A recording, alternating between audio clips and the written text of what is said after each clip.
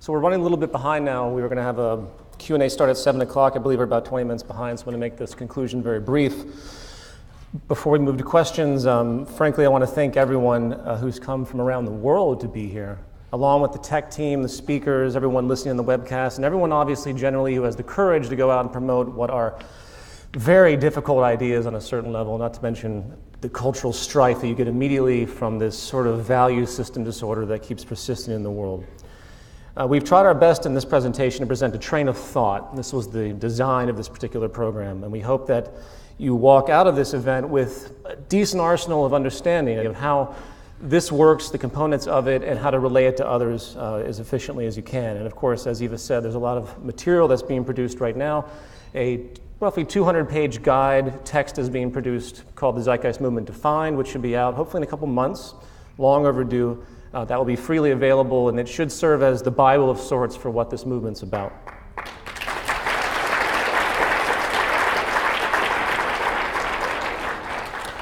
As was mentioned earlier, the zeitgeist moves on in one direction or another, and we can choose to orient it or not. We are all in the zeitgeist movement one way or another. The question is, how aware and responsible are you when it comes to the inevitable unfolding of the change you are invariably a part of?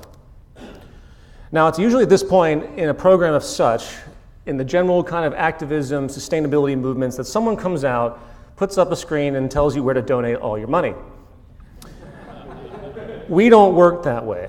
The Zeitgeist Movement has no offices, it has no employees, it takes no donations, and our events are strategically designed, usually badly, to break even, which they usually don't.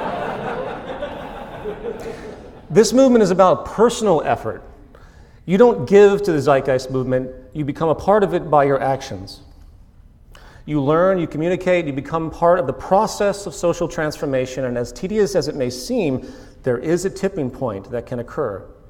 Before the age of the internet, it's hard to fathom how mass social revolutions ever happened at all. Imagine without a telephone, but yet we go back in history, these things did occur. And we have a vast amount of tools now that was never possible before, which makes this possibility that much more possible. And every time you engage people, you need to remember that all of your actions, regardless if it's relating to the Zeitgeist Movement specific content or not, is going to have an effect. What I mean by that is every time you engage people in an unselfish way, you plant the seed for them to be unselfish as well. Every time you give to somebody instead of exploiting them, you plant the seed for them to give to other people and to not look at exploitation and personal gain as a virtue, as we have unfortunately in the world today. So behavior is viral, and values are viral. Apart from that, it's also important to realize that this train of thought is extremely self-evident. And the goal is not to convince anyone of these understandings, but to set up the condition for them to realize it for themselves. That is probably the most profound thing that I've ever realized. You don't impose, you set it up, and if anything is really true, then we all should have the capacity to realize it on our own without feeling imposition. So this concludes the presentation. I thank all the speakers and everyone that's coming. We're going to have a Q&A right now, but thank you all, and thank you all on the webcast.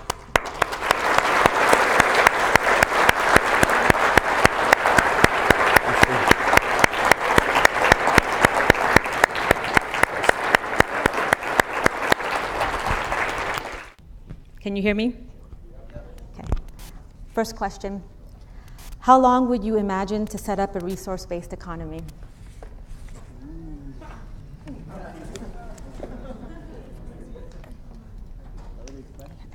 Go ahead. Mic on? Mic.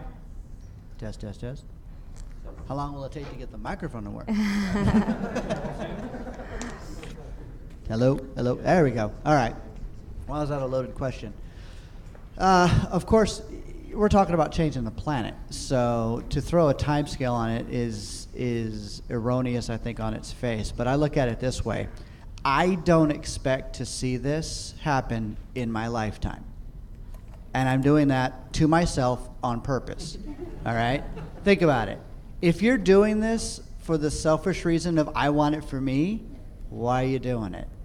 I'm doing it probably knowing that I'm not going to see it happen in my lifetime, and I'm doing it anyway.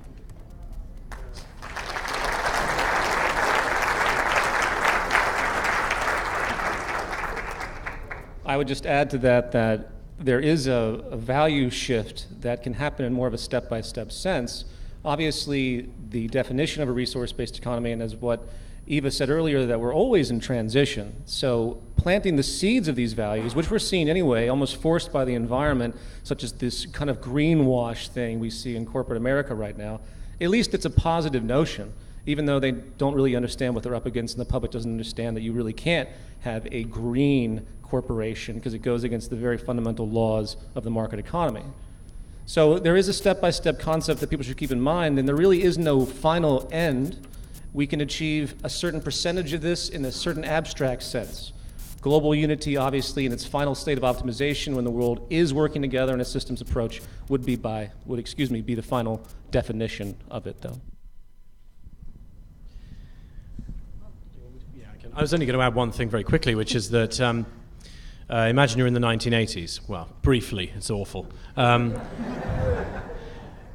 Anybody here think that you would have had Occupy in the 80s?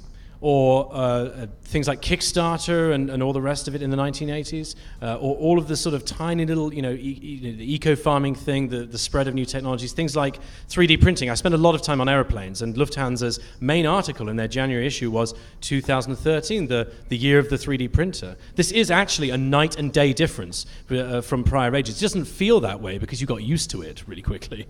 So we're already on our way there, and we have a trouble seeing that, I think, sometimes. So let's not finish, but we should applaud already some of the moves that have been made that are in line with a more sustainable sort of system. I like to remind people, because this is really a transition question, that the current capitalist market system didn't start at like 2 o'clock on a Tuesday. So we need to start asking ourselves, well, what is when people ask me, what does a transition look like? My response is, well, look around. What does it look like to you? You're in it. This is it. People talking about these ideas is part of the transition. And I like in Eva's presentation when she talked about how even 40% of the way there, even though it may not have every single thing in place, we need to recognize the distance that we've come and what we've come from and what we're working towards. So it is a work in progress. Just add something very quick to quantify things a little bit. There's an interesting social science study that came out, I believe I saw it first on zeitnews.org, that found that when a particular idea was adopted by about 10% of the population, that was often was often the threshold or the tipping point for it to become adopted by the majority or by a large group of people. So perhaps that's the critical mass that we're talking about that we have to reach and get to embrace the ideas that we're advocating. Anyone else? Next question, I guess. Okay, next question. In an era with no police state, how do we fight crimes of passion such as rape, domestic abuse, etc.? First of all, we should point out that 95 to 99% of most crime exists as a direct result of the pressures induced by the monetary system. And probably the rest could be said to indirectly be related. Remember, there's always a behavioral chain of causality that needs to be understood. Just because we can't understand the source of a particular behavioral abnormality doesn't mean that it's just ingrained in the human species or anything like that. Also, we're not claiming that we can get rid of 100% of all crime or every form of behavioral distortion. The point is to build an environment that brings out the best of all human people and to reduce the negatives that our current system produces.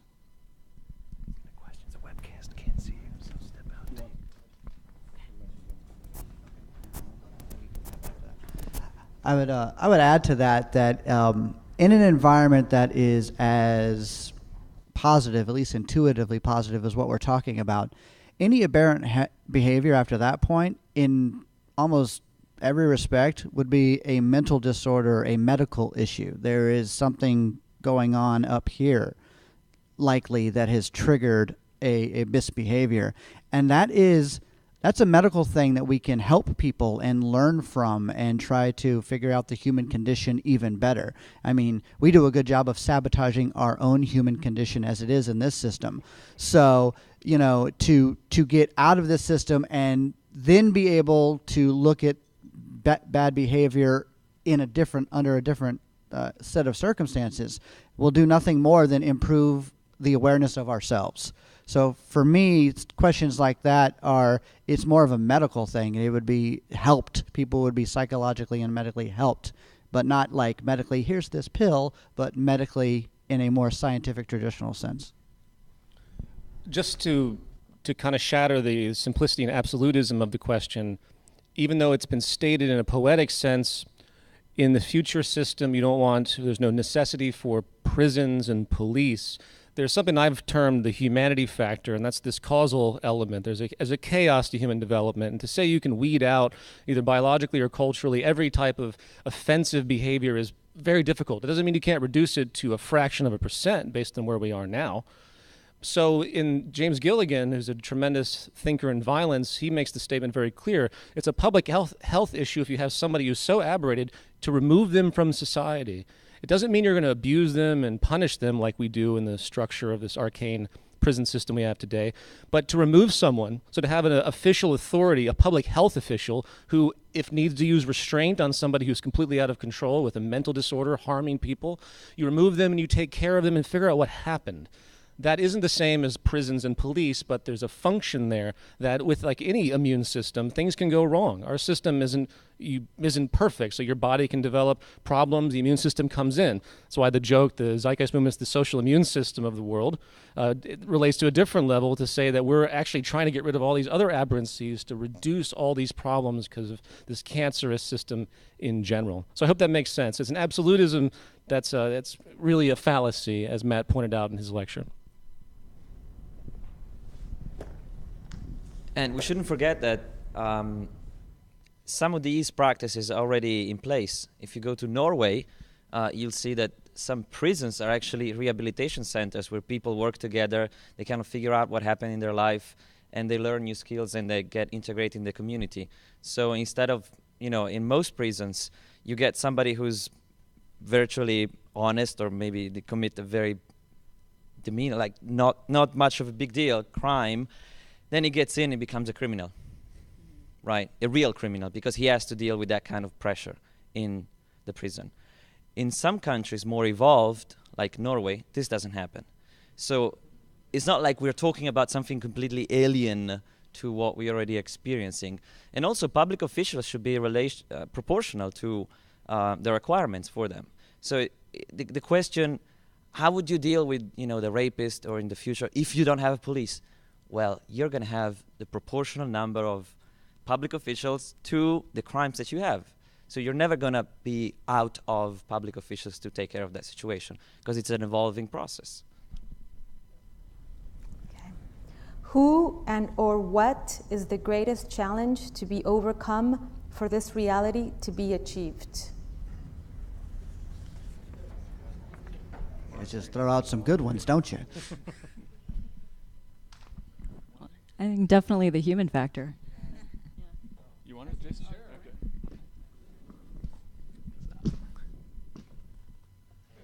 Okay. So I see Stanton, the whole table come flying. It'd be great. So the question was, what is the greatest obstacle to overcome?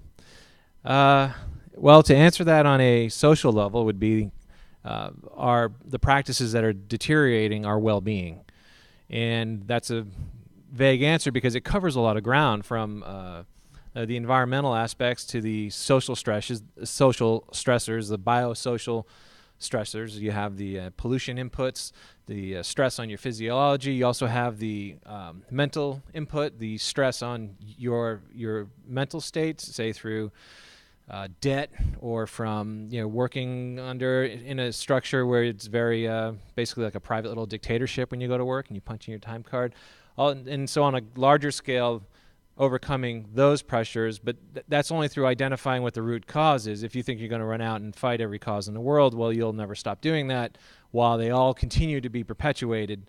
And so identifying the root cause and then overcoming those on a social scale. But then on a personal level, your greatest obstacle is you, in a way, because it depends on how you see this information. If the person who asked that question actually identifies with this train of thought that we've put forth today, then you're on your way to actually changing and updating your social value within the landscape around you. If everything we presented today is nonsense, then I don't know what to tell that person. It's just the greatest challenge is, I guess the pressure has not become high enough yet. It hasn't become bad enough yet to see the disparity between what we think works now and the outcomes that we're all living in. Yeah, excellent points. And just to stem off of that, it's all about realizing your own power. Realizing. I mean, there's so many intelligent people in this audience right now. I'm continually impressed. I have a lot of chapter interaction with the movement here in Los Angeles, and there's so many intelligent people that I come across that, quite frankly, probably know more than I do about a lot of these subjects. And it's just about stepping into your own power and stepping into your own, doing something with that intelligence and channeling it and realizing, yeah, you can do public activism. I was never an activist before any of this stuff, but it's just, and I'm not totally comfortable doing this stuff yet. But it needs to happen. So it's really a lot about, what Jason said, values, what you value, what you do with your time, and committing to that and realizing that this is a long process, and just enjoy creating social change. I can't imagine, anything more fun than doing that. So.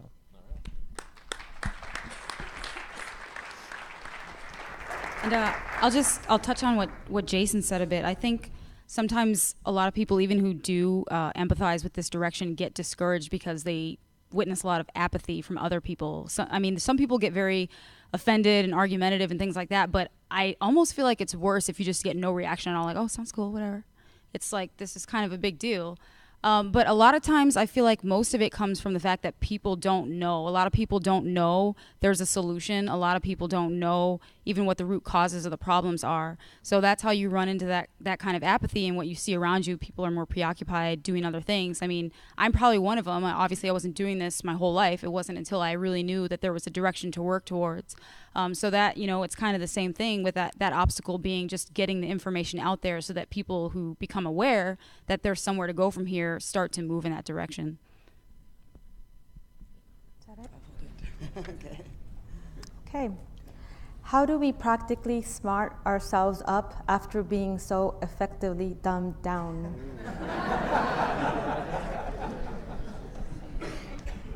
First of all, I want to congratulate you on the funniest question so far. That sort of ties in a little bit with what I was saying. Who here would say that most of their education these days comes from direct contact with the internet? Right? We get all our news from there. We learn about things like the Khan Academy from there and all the rest of it. We read our books, which are delivered by the internet. You're receiving news sources that can't go through a censor just through the structure of the way that this is set up. I do think that most of the education, and by the way, you know more than like Galileo did, right? You're geniuses compared to Galileo. Bear that in mind. This kind of stuff is I think education is sort of built in. Now, of course, there are a lot of people who can just use the internet for cat videos. But I think that that's changing. I do think that overall, as things are sort of shared more and that the sort of social engine pushes information outwards by people who deliberately want it to be shared, and as that becomes more of a social effort rather than just, hey, look at this cat video, then I think this sort of gradually tips the balance, almost like the tipping point you were talking about. So I would say it is definitely going to be systemic education, I'll put it that way, rather than just going to school. Even schools are changing now as well. I do think it's going to be the general interaction between the availability of information and the way that the interaction actually sends that information on as well. And especially our children right now. My daughter has already learned way more than I did and has come into contact with operating systems and concepts about the earth and all the rest of it. Not through me being anywhere near a good parent, but just the fact that there is all this interactivity and availability of information and all the rest of it. So I don't know if that helps. We are Legion indeed. How can we break through or even compete or be heard in a world where secret societies, the Freemasonry elites, already have an iron grip, total control of every facet of our lives? How can we penetrate their iron grip? There's no, it's unique because in a lot of circles since my first film came out, there was this new kind of thing that was never stated in the film, but was presumed to be in the film, and that was this idea that there's a small group of really cool people that live under some mountain somewhere that control everything. And, you know, as convenient as that is to think about, and that's one of the criticisms I think I agree with the sort of anti-conspiracy theory cult out there that hates anything because they reduce it all to these simplistic terms. Excuse me, some people that live in a conspiratorial mindset can reduce things to a highly isolated and simplistic form of reasoning. And it is worthy of great criticism. I agree with that criticism. And that's where this is kind of born out of. There's no question that there have been secret societies. In fact, Scientology is by complete definition a secret society. Along with many other very prominent modern facilities, they operate the exact same way that these societies have operated. And there's no mystery to them. That's what I find so amusing. All they are small groups of really immature people that hoard knowledge, and they use immense power that they establish in one way or another for different purposes. And this goes back to the gang mentality, this tribalism that is really no different than a state, really no different than a corporation, except they think they're really, really cool because they have all this information and they've had it for a really long time. And that's really all they are, a bunch of immature kids. And the thing is, they're not actually in control of anything. What's in control is a mindset that they subscribe to, that everyone thinks is equally as cool. So the entire corporate facade of hoarding information, creating things through extreme restriction, is a secret society in its same mindset. There's no prominent way to describe this in a way that's relevant to the effect that I acknowledge the existence of these things, because even if they are in existence and in operation, it doesn't matter, because they have no real power than the elusive power we give to them in this sort of question that was just asked. So if you're actually, in other words, if you're an intelligent society looking at the train of thought, how can anyone stop you if you come together in mass? So it doesn't matter who these people are or who they were or where they came from. You just move forward with the train of thought.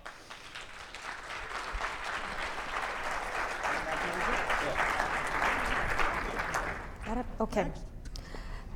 A question that has come up more than once during our meetings in Mexico is how would you recommend to approach with this information to people that live day to day, working more than 8 hours a week in a factory? What would be the simplest way to talk to those people that unfortunately are not that well educated? Ooh.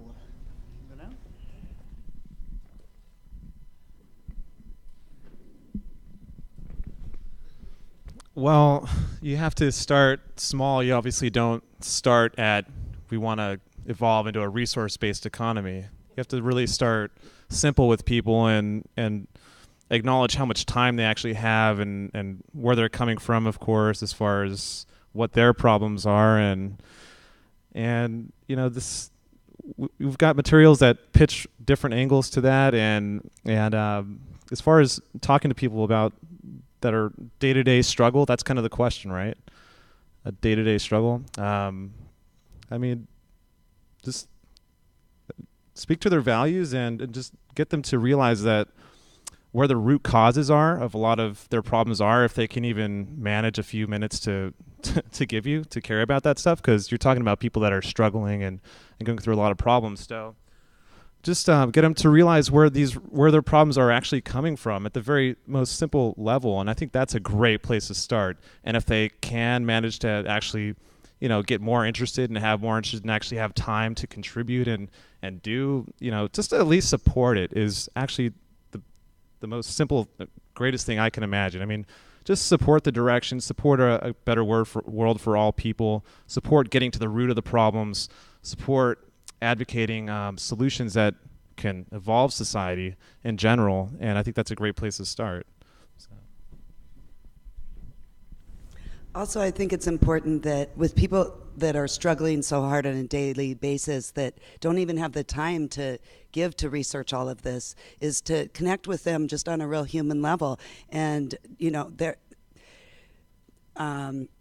without money, we'd all be rich, is a saying, you know, and people that are at that level may be under this dream that they can make it too, like we all are, that if they just work hard enough, if they can just, you know, be lucky enough to be like Michael Jordan or someone else, you know, and have a lot of money.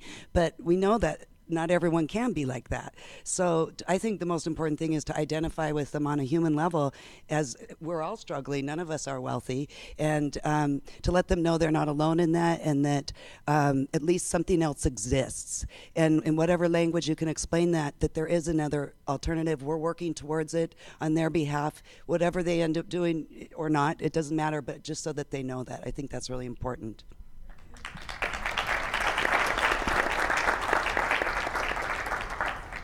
I think creating community wherever you can with people who are like-minded, seeking answers to solutions is really key. To let them know, that they are not alone, and to educate and share resources together, and in the best way that you can. I think it is psychologically stress. I guess the psychological stress can be alleviated through the understanding of your relationship to the system, and maybe that will lift some of the feelings of, oh, I'm in my position because I'm not good enough, or I'm in my position because I'm not educated, and to have them recognize that that's not what's really. It's not you, it's the system, and help facilitate just whatever resourcefulness you can pull together for the community. And as the more techie of the group, I would say something that could be done, this would all be situationally specific, so I'm going to be very broad here, would be to help set up. It's like a series of did you know questions. Did you know about aquaponics? Do you know what that is? We could set that up in your community and grow some food on the side. Maybe 4 or 5 of you could get together and we could set up a little community garden farm or something like that using an aquaponics system. And maybe everybody pools some resources in the financial sense, since that's what we're stuck with, and set up something like that. And you do that for 1 or 2 months, and you do another one, and then you do another one, and you start eroding their need you start helping relieve that grocery budget a little bit by growing some lettuces and spinaches. So now they have a practical real-world application of kind of what we're talking about. It's not, giant solar panels and wind turbines and everything else. Okay, it's a more local scale, but it's the concept. It's that train of thought that, this is how you can erode that dependence on money, because we're going to set this up in a way that now you're kind of more self-sufficient. And as you erode that dependency on the system and give them more independence internally, that is a helper. So it's all the above, and trying to institute real-world solutions in their own backyard that they might be able to benefit from to help relieve those stressors and free them up to expand themselves as well. Yes. Excuse me? They speak perfect English. I know there's people here from TJ from Mexico visiting. I met them earlier. Alejandro, somewhere. There are 3 Alejandros, so they speak English. Thank you. Yeah, okay. From your talks and presentations, technology is the savior of humanity? ? No, the applicable use of technology is the savior of humanity. There's a big difference between technology and how you use it. Here's a hammer. I'm going to build a house for someone who needs a shelter, or I'm going to whack you upside the head. Is it the hammer's fault how it's being used? No. So it's about the intelligent application of our technologies. And some technologies aren't very good. Some technologies don't necessarily serve a proper purpose, and they might not even be relevant as we move forward. What's the technological benefit of creating some crazy-ass frankenfood that is going to give you cancer later on just because some scientists were paid to do so in a lab? I mean, what's the scientific relevance of that? And this is coming from a science geek. So some stuff doesn't apply and some stuff does. So what matters is how we use the technologies in a way that they're almost invisible to us, in a way that, okay, we've got wind turbines and stuff, but they're like integrated into the structure or whatever, and I don't even really notice them anymore. So we can adapt to those environmental adjustments. We do it all the time.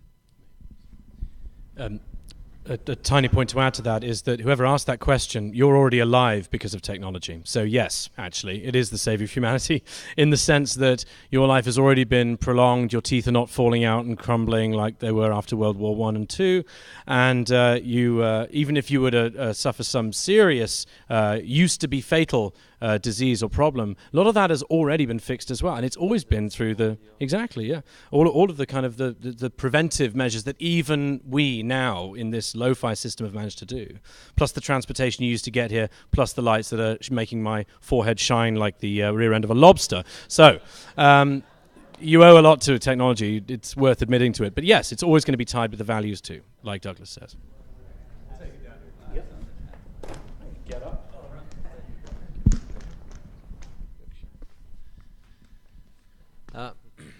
So that question was, technology is the savior of humanity, question mark.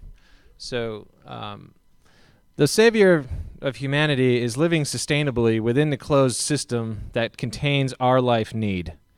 So technology is an extensionality of human ingenuity, and that goes back to your value system and how you apply it. A society that lives on an island that survives is living inside of a resource-based economy, absent the advanced technology as a benefit for increasing their carrying capacity.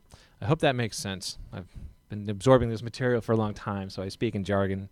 But so in principle, you're living within equilibrium, I used that word earlier today, with your environment, and respecting dynamic equilibrium is what will perpetuate your longevity inside of a finite system.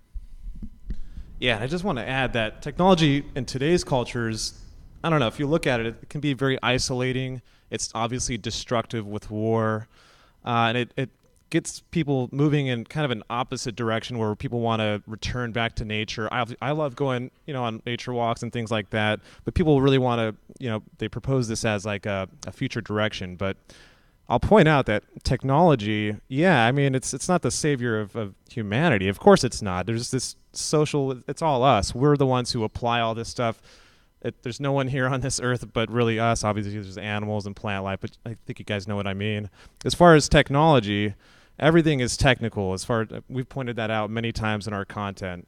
And, technology is really just a matter of something being functional or having, a utility to it. Everything from shoelaces to a door lock to lock the bathroom when you go to the bathroom.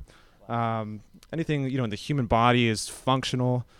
Basically, everything in the known universe has some kind of functionality.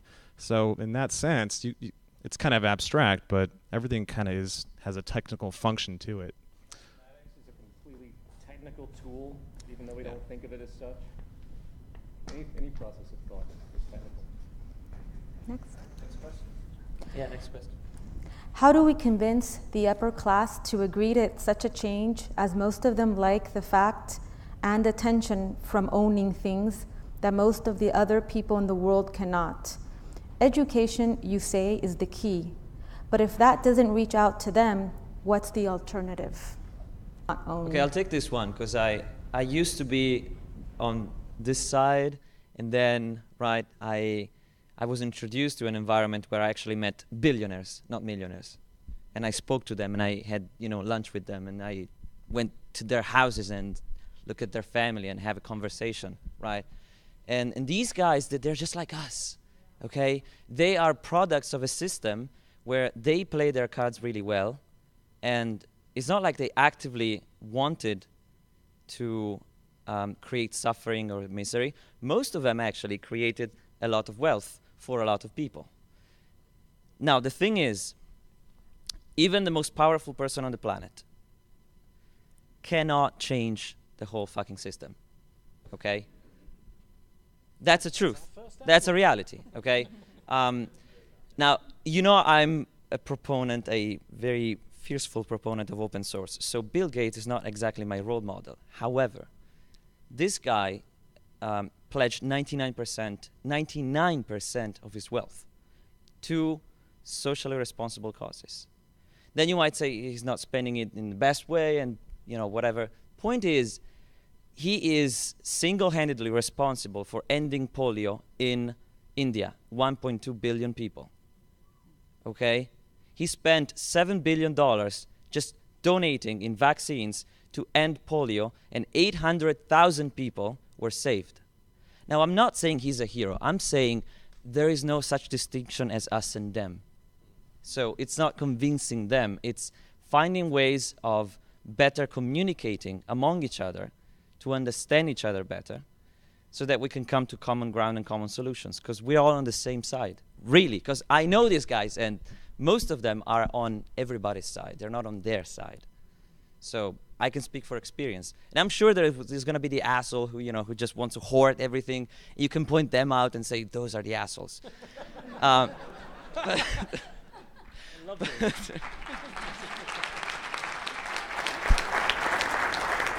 they're victims of culture too, right? Of their culture. And so I just think better communication and better understanding and more empathy, okay?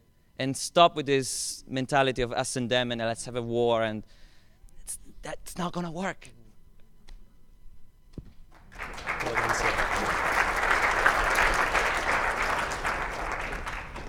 The question I sometimes want to fire back to that too is, what is it that you're thinking that they're losing when you're meeting the needs of the human population?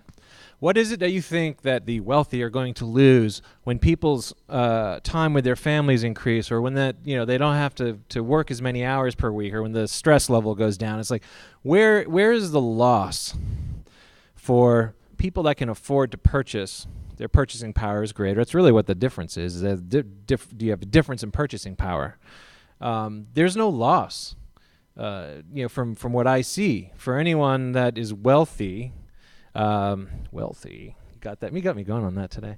And when you're actually meeting people's needs, so to me it's an assumption that they're just not going to want it because the system's about taking away their stuff. And it's like, it's not about taking away their stuff. It's about, you're starting with need first, and then the stuff comes along with that. But so I don't. To me, it's an assumption to think that they're the ones. We're just taking it from them, and then some redistribution and blah blah blah.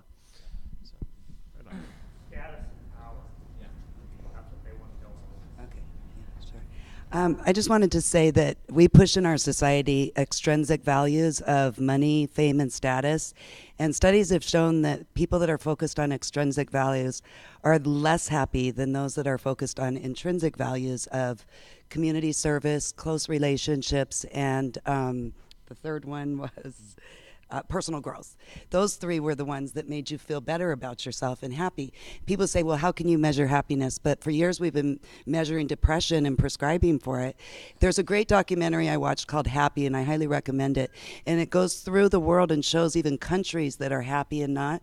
And the happiest countries aren't the ones that you would think. They're the ones that the people are taking Yeah, exactly. Well, Denmark's actually rated the happiest.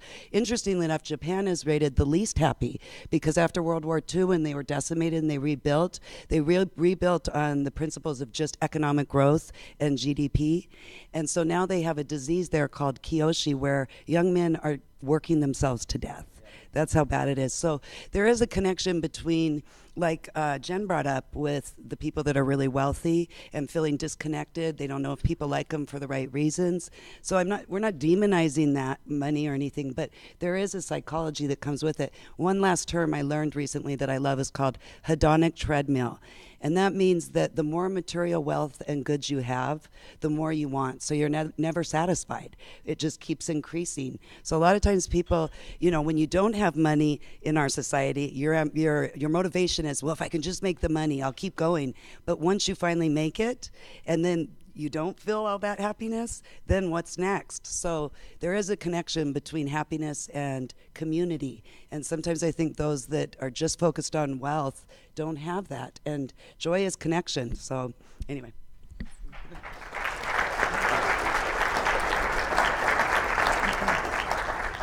Just to add something to what Jason said and Fed said, possibly one way to communicate this would be to point out the reality that middle class people today, and even lower class to an extent, live way better than people a couple 100 years ago or even 100 years ago. So there's no reason to assume that people at the top of the pyramid today have to have a lowered standard of living. Quite the contrary, everyone would be raised to the highest potential that the planet can afford.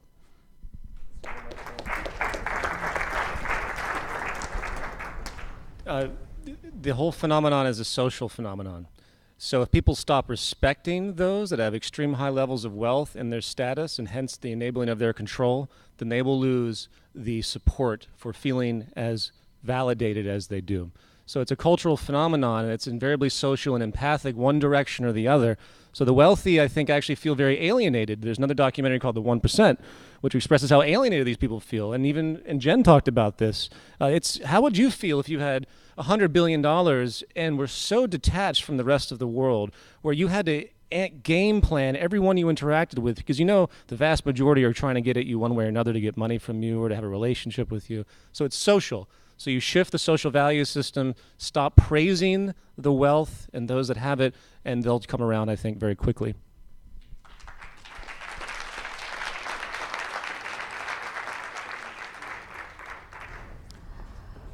Okay. Like Jen said in her presentation, TZM is like a civil rights movement. Then my question is, civil rights movement at some point in time was met with great and vicious opposition by the system. Do you think TZM eventually will experience something similar once TZM becomes big enough to be a threat and is noticed by the government? It's too hard to predict. Any type of social change is met with resistance one way or another, especially by a power establishment. The thing that I try to incorporate, and I think has been touched upon, is to create a faceless, anonymous, yet organized type of environment. I do my best to restrict my visibility, believe it or not, and to reduce any type of figurehead status towards the movement. This is really important because the beauty of Occupy when it hit is no one knew who to attack. Remember? This one PR company was finding certain people, and this was published, by the way, and they were going to make a huge PR campaign against these leaders that they deemed. It was leaked to the public. So the remaining as anonymous as possible, but yet being structurally organized and holographic in a chapter structure where it's literally this system of everyone thinking the same way, really beginning the value transition in effect, it would ward off any type of attack like that, so to speak, because they wouldn't know, meaning the power establishment or anyone who thinks in the form of power, wouldn't know where to go to stop it because it's that viral. And I would say, given our 21st century context, the civil rights movement quite literally had to come together on a street corner and do a walk and something like that. We don't really have to. We have the internet. We have so many different variable ways to communicate and get information out that you don't even necessarily have to physically be in any particular place to get anything done. Yeah, we could walk a million of us. That'd be hilarious. But, but it's not a requirement. So now there's no place to attack or to pull something like that off. And there are a shitload of us. And so, and it's global and it's everywhere. And good luck stopping this avalanche.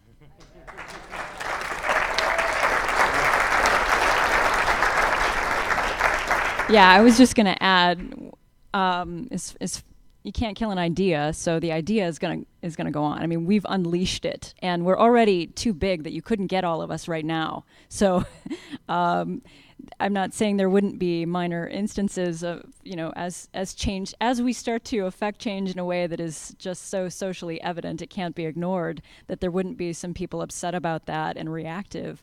But I'm not worried about the movement itself or the ideas itself getting squashed at this point. I mean, this is, as Doug said, it's an avalanche. One small story. I was relating some of these ideas that I talk about and that we all talk about to a friend of mine who's not interested in the movement and isn't part of it. He's quite religious, actually. But he understands the train of thought. And when I pointed out that we had violent detractors, he said, "You mean you have people who don't like what you're talking about?" And I said, "Yeah." And he went, "Well, that's ridiculous." So these are the sort of the sympathizers that you would say are not in the movement, which we've all explained is not an actual thing anyway. So I would expect some resistance from the population, very much like we saw with like Martin Luther King and all the rest of it. So this sort of general support by humans, even if they don't necessarily directly call themselves or identify with the movement. Yeah. So I think that's there too, and probably more than we think as well. 10 minutes. Next. Okay. Rapid fire round Jeopardy, go. Okay, go. To Peter Joseph, regarding the Global Redesign Institute. Could you elaborate on your most updated view or main goal for this project? The Global Redesign Institute is a macro-industrial concept where, through a graphic-style Wikipedia open source interface, so to speak, even though it's not going to be as open as Wikipedia in the sense that anyone who just go in and do random things, Wikipedia is horrible like that, even though it does very well in certain instances. I wouldn't want Wikipedia users to design a new economy because you'd only have the people that literally sit behind their computer all day forcing their will upon the world and making truth out of nothing. That's a whole other subject, though. If anyone wants to know the background of that, just look at the Zeitgeist Movement's Wikipedia article, and you see that Wikipedia is not always that great. But nevertheless, in a system that's actually using science as a physical reference for decision-making processes, and through what will eventually be algorithmic computation of core, true economic variables, like what Jason talked about before. So what happens in this, people come in, ideally with some type of background in engineering, or at least critical thought and creative thinking. And ideally, this would work through chapters. So people in Los Angeles would be able to go to this website, big, good interface, highly interactive, many variables, but yet simple enough to understand, and begin to think about how they would reconstruct from the square meter all the way out to the entire city of Los Angeles, using true economic variables such as how transport would work for maximum efficiency. And there's lots of techno jargon I could spit out with respect to what would actually be taken into account to compute the society. It's not that some guy goes, I want a pretty building here. It says, what's the use of this? How does it work with the population? What are the energy resources of the region? What kind of stuff can we put on the coastline to actually utilize, say, energy off of the, tidal or wave energy? All the variables that we've talked about in passing, again, back to Jason's lecture. This will give a position, a virtual place, where people can actually go and create these things. And the fact that it's a public forum, I think, is really exciting to me because it really engages the group mind. You know, we talk about how we can arrive at conclusions in this sort of computational way, but there isn't an existing AI system that can do this yet. So we are the AI system. And yes, we can think critically and logically enough to pull this off if we get rid of the bias of the market economy, because this entire idea is to say, let's do what's technically relevant and what will work to the highest optimized efficiency we know how, and forget the idea of what it's going to cost. And that's really the most profound point of it all, because every time you talk to people about this stuff, even the technical stuff, like the stuff that Doug's working with, you know, trying to get his farm system stuff up, he's got to deal with money. And everyone says, well, how much is it going to cost? And as though that's a real variable in a society that's actually trying to be sustainable away from the monetary system. So I hope that answers your question. It's a work in progress. Very little has been done other than the structure of it, but the reasoning is there. And the next round is to get a very concentrated group of extremely good programmers and engineering-oriented thinkers to digest these variables, because it's not going to be complete, but it's going to show an example. And to make a final note, just like we have Zeitgeist Day, there will be conferences that exist all around the world for the Global Redesign Institute to show people, ideally in 3D modeling, what their region would look like without them having to pay for energy because it's so efficient, without them having to pay for food because it's so efficient, and without having them to pay for general goods as a step-by-step layered process. Again, that was kind of talked about in the transition that Eva did. So I hope that makes sense. I could rattle on, but that's basically it, and it's got a long ways to go before it's implemented in its virtual website form.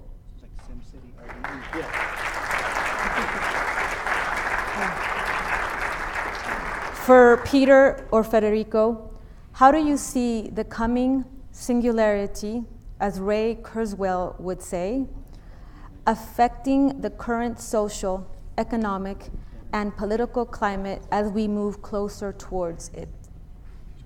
Okay. Well, so I don't know the answer what happens after singularity, and I think anybody who gives you an answer is either lying or is mentally ill. So I think we are already experiencing dramatic change as we move towards a hypothetical or possible singularity. By the way, singularity is the time when computers become smarter in any respect than humans. So, you know, they can improve themselves exponentially. So, you know, when Vernor Vinci, who coined the term singularity, was asked, will machines ever be as smart as humans? He said, yes, for a very brief moment. Right, so I think we are already in this massive social change driven by technology. And the socioeconomic system is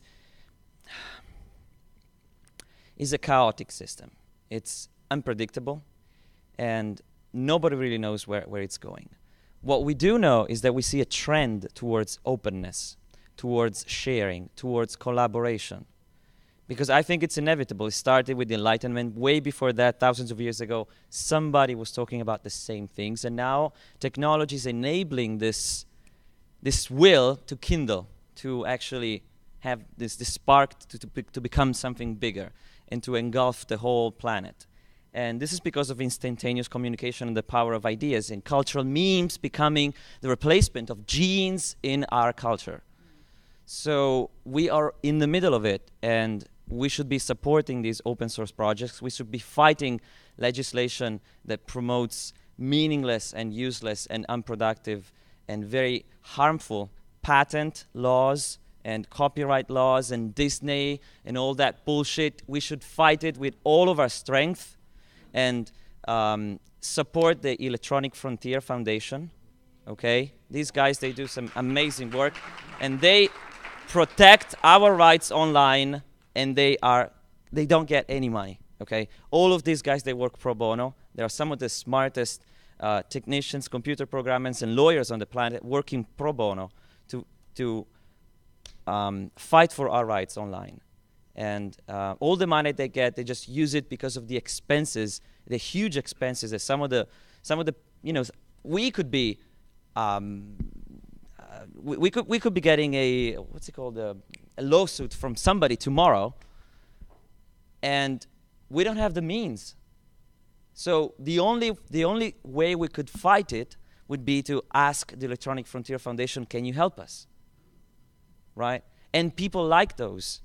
So support great projects, open source projects that you think, like the Khan Academy, like Open Source Ecology. There are tons of them. Find them out, support them. Support them with your time, support them with your money, support them with your ideas, support them in any way you can, and move forward in a much faster and better way. Okay, last question. What are we going to do as far as the animals used in farming? Are we going to promote a model of veganism, or just more compassion and consideration for all living beings? This is a very common question, and there's multiple answers to it. The violence you see at the moment with slaughterhouses being the way they are, that violence comes from saving money. It's not to do with people going, yeah, I really want to torture a cow, and all the people eating it going, yeah, I hope this cow fucking died really horribly, because it's more delicious when it's died in fear, right? So obviously, one of the first steps is that with the amelioration of those kinds of intensive and they're violent for the planet too, for the actual soil systems too, that kind of farming, you actually reduce a lot of the violence through, if you like, cultivating food, including animals, correctly. Now, a lot of people keep saying, oh, it'll be great when we can print steaks in the future. Now, I find this to be the most hilarious future guess ever. Why would you print something that you're only eating because you get it out of a cow now? You can create all kinds of new foods, can't you, that don't have to have the veiny texture of meat that you've got used to through being a hunter-gatherer. So, you can see that there's all kinds of future biases at work here. Whether it's veganism or not, that's always going to be a personal choice, I think. I think that like I say, the slow amelioration of pain and suffering of animals, the general increase of plant-based diets is a good idea. There's various health things about red meat, about dairy that are true. I've been off dairy now for about 2 months just to see what it's like. It's been 32 years. I wonder what it's like without milk in my face every day, right? There's no right or wrong answer to this, but there is going to be the sort of general amelioration by doing it in a much more humane way. Humane because it's more efficient rather than financially efficient. And I think that's going to hopefully take care of a lot of it. Plus, the increased and supportive structures for people who are vegans would actually enable people to be vegans very easily. It's actually quite tricky to choose large-scale dietary avoidances at the moment. So it's only going to become easier for those that want to, and I think it'll get generally better for everyone in that sense. Sure, yeah. A lot of these questions are put forward as though we're or some body is imposing a type of value, like you will have to be a vegan or you're not allowed to have pets or something like this. What will probably be the reality is that information will be provided. Without the monetary system poisoning the scientific landscape and and making it really difficult to decipher what actually is the truth because of conflicting industry. There'd be a common goal towards figuring out what actually is the truth towards this, because you have a common goal rather than a competitive system dominating everything. So there's no type of imposition of values. It's access to information, and the hope is that people will essentially be educated enough to move towards the correct choice for society. Do you want to conclude it? Do you want to conclude it? You can say some final words. You want me to wrap it up? My goodness. What an honor. Let me do this like Louis C.K. then and stand up. I'm just a show-off bastard. Look, I'd like to thank all of you. Every time I do one of these things, and every time I think I would speak for everyone when we do this, we probably look back on our lives and go, wow, this is weird.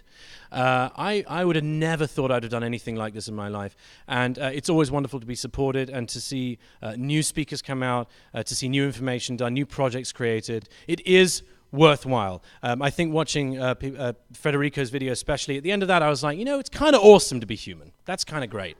And it's worth saving, it's worth improving everything that surrounds the human beings as well. It's not a bad time, it's not a bad way to spend your free time, I would submit, and it's always worth it because of you. It's been an absolute pleasure talking to you. Please, we're outside as well to talk further. This doesn't have to end when the doors close and we all run away and then plot to take people's stuff. So once again, thank you very much, and we'll see you outside. Thank you.